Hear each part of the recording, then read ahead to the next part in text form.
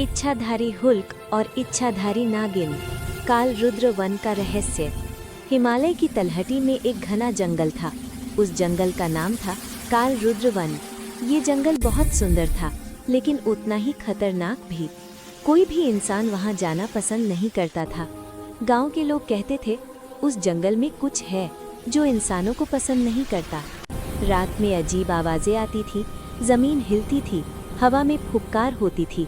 सच ये था कि उस जंगल के नीचे एक दूसरी दुनिया बसी थी। उसका नाम था नागलोक। नागलोक एक अद्भुत स्थान था। सोने जैसे खंभे, नीली रोशनी और चारों ओर बहता रहस्यमय जल।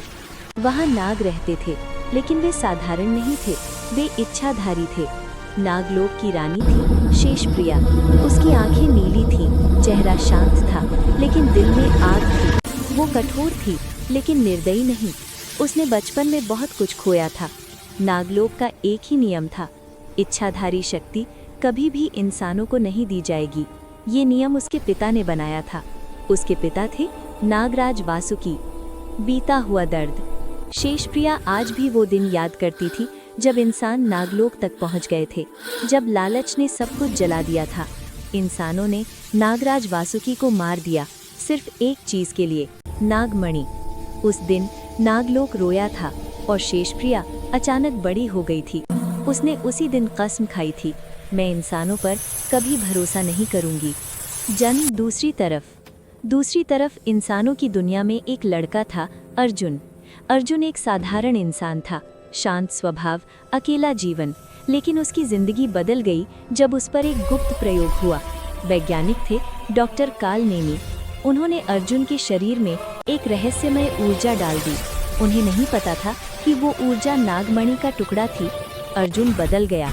गुस्से में वो हुल्क बन जाता था। खुद अर्जुन इस शक्ति से डरता था। पहली टक्कर। एक रात अर्जुन जंगल की तरफ भागता है। वो खुद से भाग रहा होता है, गुस्से से, डर से, और अनजाने में वो नागलोक की सीमा पार कर जाता है। पूरा नागलोक सतर्क हो जाता है। शेषप्रिया सामने आती है। वो उसे देखती है और समझ जाती है।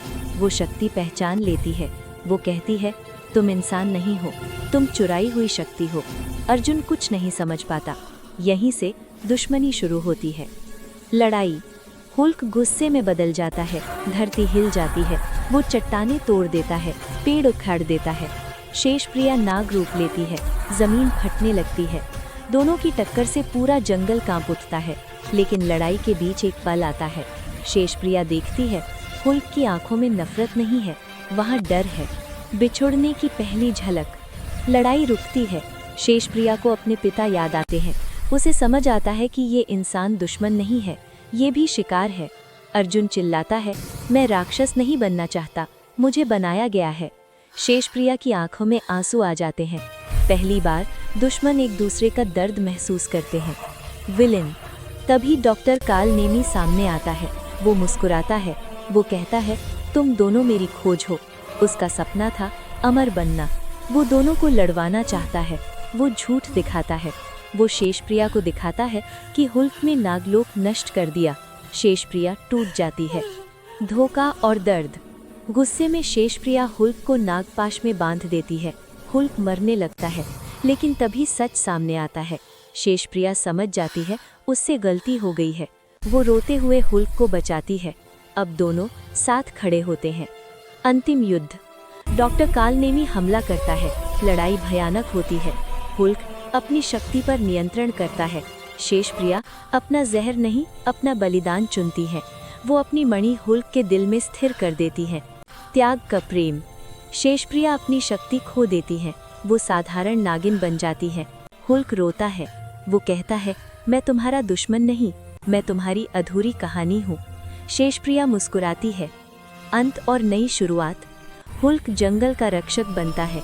शेषप्रिया नागलोक में रहती है। हर पूर्णिमा की रात दोनों एक दूसरे को महसूस करते हैं। दुश्मनी प्रेम बन चुकी होती है, लेकिन त्याग के साथ।